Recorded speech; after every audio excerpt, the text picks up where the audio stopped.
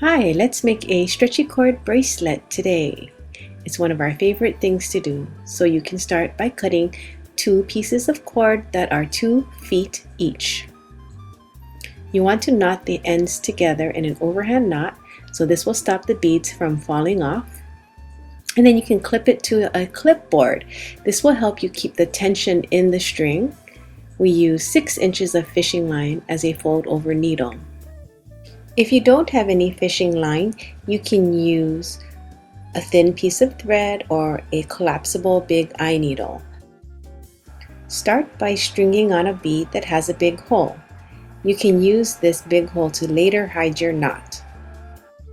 If your bead has a slightly smaller hole and you still want to pull it over all 4 cords, what you can do is stretch the cords out slightly to make it skinny, then slide the beads over and down. Do not pull the fishing line against the stretchy cord. It will weaken the stretchy cord at that pulling point.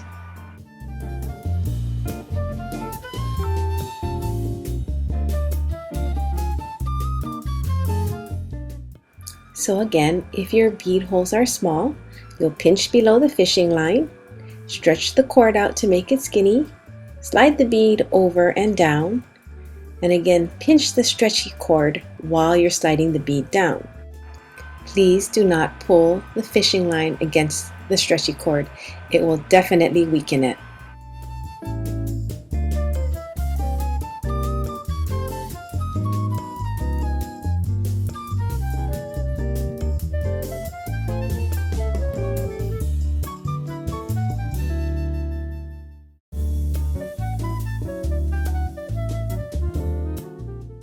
Once you've gotten enough beads on, start pushing them down towards each other so that we can get an accurate sizing around your wrist.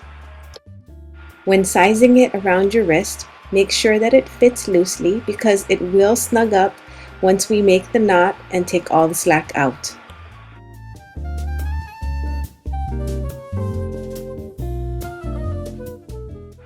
Reinsert your fishing line. This will act as a placeholder while we take the beads and start sliding them down towards the fishing line. This is the loop end of your bracelet, and you want to push your beads down one by one.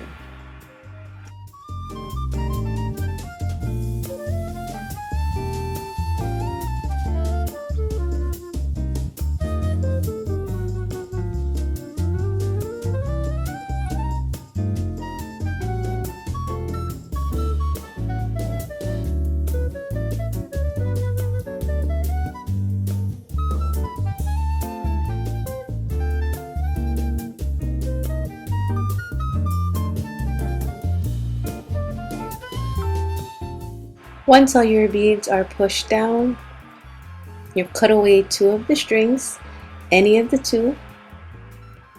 You're going to take those 2 and insert it into the loop end.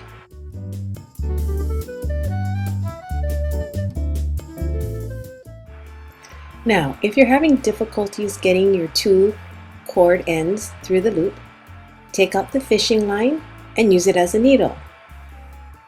Put your 2 cord ends into your fishing line and use the needle to poke through the loop and pull your cord ends through.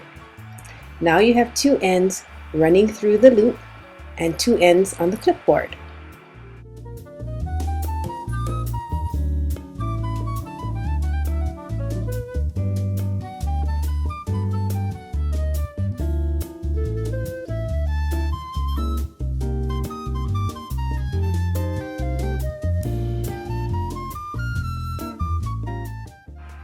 Start pushing all of the beads one by one towards the loop end.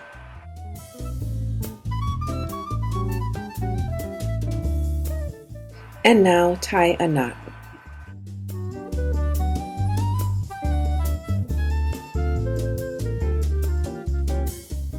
Start taking out the slack in the thread by pulling the 2 ends. And while holding those 2 ends, start moving the beads one by one to the loop end. Keep tightening the knot as you pull the slack out. This is important to have a nice fitting bracelet. And notice how Michelle bounces the thread when she tightens the knot. So instead of just pulling hard, she'll take both ends and bounce the thread gently, and that makes a much more effective knot. And you probably won't snap your threads. You know you're almost done once the threads feel snappy.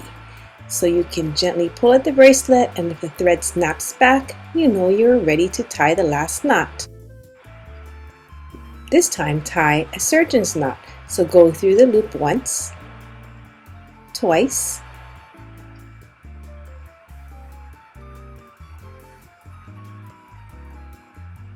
and pull tight.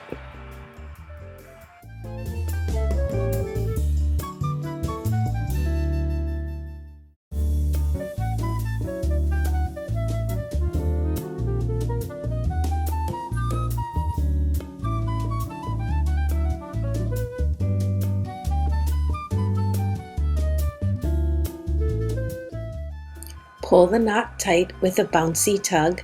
It's a little different than what you're used to, but we know you'll get the hang of it, so keep trying.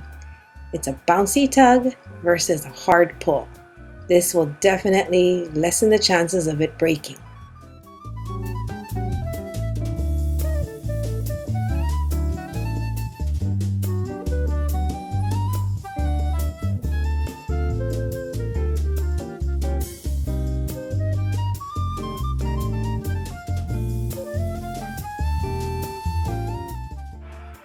If you do choose the glue option, bounce the knot a little more and this will suck the glue into the knot. Wait for it to dry and you can cut your threads. In this video, we are not going to wait so we can show you. So we'll pull the thread tight, cut it, and then the thread will retract back and hide inside of the bead with the big hole.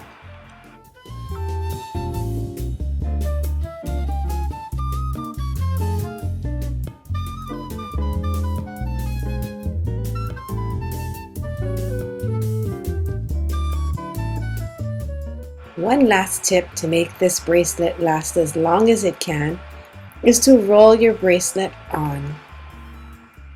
So slide it on, roll it off. What we don't want you to do is pull or yank it off. I know it is easy to do this, but please avoid that and it'll keep your threads stronger for a much longer time. Good luck and we will see you soon. Bye bye. Aloha.